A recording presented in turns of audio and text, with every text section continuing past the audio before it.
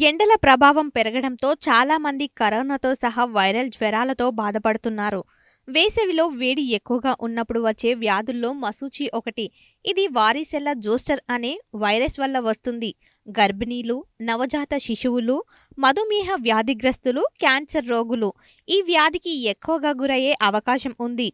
రోగి యొక్క నోరు మరియు ముక్కు నుండి తడి కారడం ఈ వ్యాధి ప్రధాన లక్షణం. శరీరంలో బొబ్బలు కనిపిస్తాయి.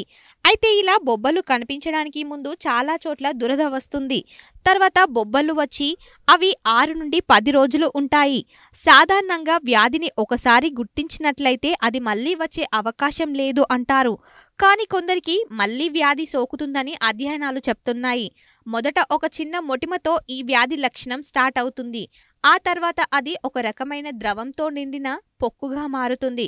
చికెన్ పాక్స్ చాలా మందికి భిన్నంగా ఉంటుంది. వ్యాధిని తొలి దశలోనే గుర్తించకపోతే అది తీవ్రంగా మారుతుంది. చికెన్ పాక్స్ ప్రధాన లక్షణాలు: శరీరంపై బొబ్బలు కనిపించడానికి 1 లేదా 2 రోజుల ముందు శరీర నొప్పులు, తీవ్రమైన అలసట, జ్వరం మరియు సెంట్రల్ పెయిన్ వంటి లక్షణాలు కనిపిస్తాయి. ఇన్ఫెక్షన్ యొక్క ప్రధాన లక్షణం శరీరంపై ఎరుపు లేదా గులాబీ బొబ్బలు.